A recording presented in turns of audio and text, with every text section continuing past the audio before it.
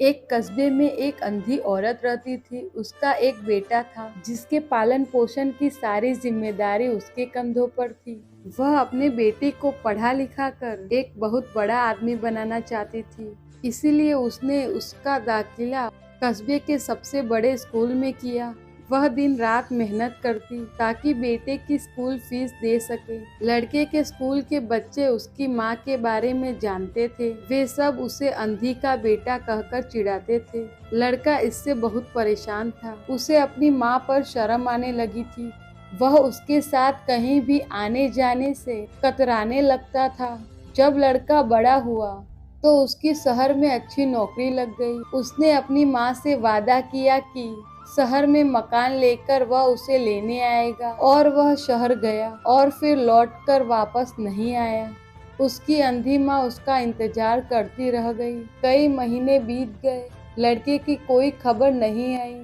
एक दिन उससे नहीं रहा गया और वह बेटे से मिलने शहर पहुंच गई। पूछते पूछते वह अपने बेटे के ऑफिस पहुंची। वहां सिक्योरिटी गार्ड ने उसे रोक दिया। अंधी औरत ने गार्ड को अपने बेटे का नाम बताया और बोली, उससे जाकर कहो कि गांव से कोई मिलने आया है। गार्ड ने जाकर उसके बेटे को बताया। बेटे ने ऑफिस की खिड़की से देखा तो उसे अपनी माँ गेट के बाहर खड़ी नजर आई। वह ऑफिस में सबके सामने अपनी माँ की वजह से शर्मिंदा नहीं होना चाहता था। उसने कहला दिया कि ऑफिस में उसका बेटा नहीं है। अंधी औरत वहां से चली गई। शाम को वह लड़का ऑफिस से घर जाने के लिए निकला। रास्ते में एक जगह काफी भीड़ जमा थी। वह अपनी गाड़ी रोककर भीड़ के पास पहुंचा और तो बीच सड़क में अपनी माँ को मरा पाया। उसके हाथ में एक चिट्ठी थी जिसमें लिखा था, बेटा बड़े दिन हो गए थे, तेरी कोई खबर नहीं मिली। चिंता हो रही थी इसीलिए तुझसे मिलने चली आई। तू तो अब बड़ा आदमी बन गया है। तुझसे मिलना अब शायद मुझ गरीब की किस्मत में नहीं, लेकिन मैं बहुत खुश हूँ तेरे लिए।